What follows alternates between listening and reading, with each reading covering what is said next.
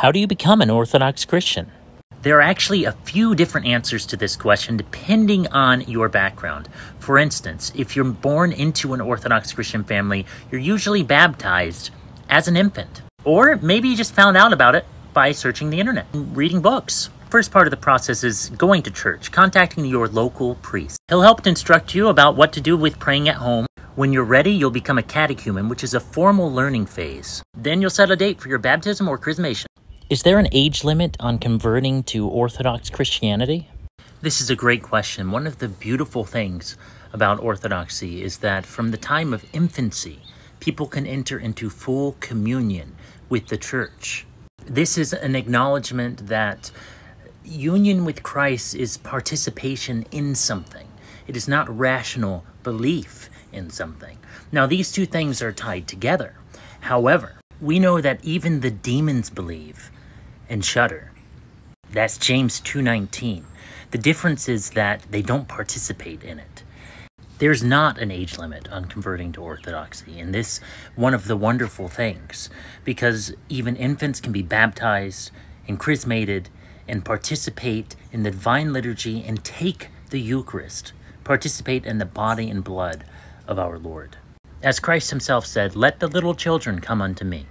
Here's how Orthodox Christians make the sign of the cross. You take your right hand. These three fingers come together, representing the Holy Trinity, and these two fingers come down, representing the two natures of Christ. You go forehead, chest, right shoulder, left shoulder, and you see it makes the sign of the cross. So when should we make the sign of the cross? Well, we do it anytime the name of the Father, the Son, and the Holy Spirit is mentioned, even during the Creed, or anytime we cross the center aisle, or reverence an icon, or really anytime during the litanies.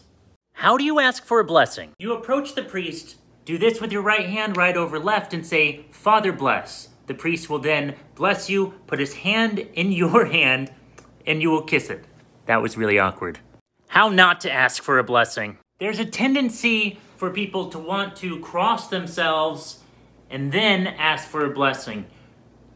Generally speaking, well, really, always speaking, we don't do that. The reason is because you are asking for a You are asking for a blessing from the priest. You're not blessing yourself with the sign of the cross. Now, what if you want to ask a bishop's blessing? It's virtually the same thing, except you just say master bless. Same deal. So when do you ask for a blessing?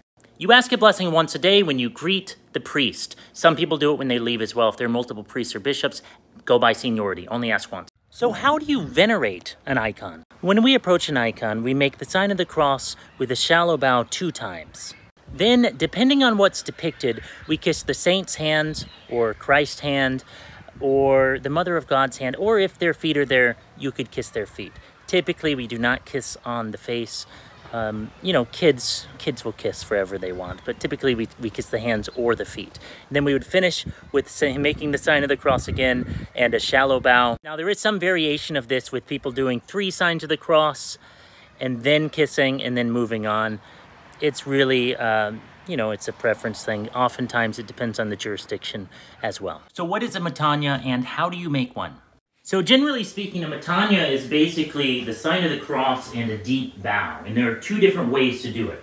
Some people go down first and touch the floor, and then make the sign of the cross. And they think about picking up their cross and applying it to their lives. Or the other way is to cross yourself and then touch the floor. How do you get a patron saint? In the Orthodox Church, we have patron saints, saints that are particularly close to us and often share our name. I say often because in certain parts of the Orthodox world, they don't have individual patron saints, but they have patron saints of the family.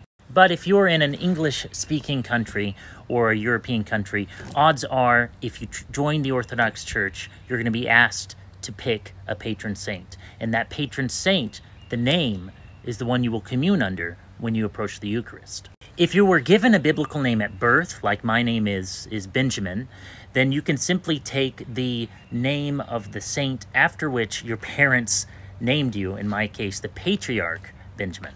If you don't have a biblical name and you're going to take a patron saint, you can look for the guidance of your priest or saint that is particularly important to you. It's a process of discernment, and in many cases there are a number of different saints with maybe your given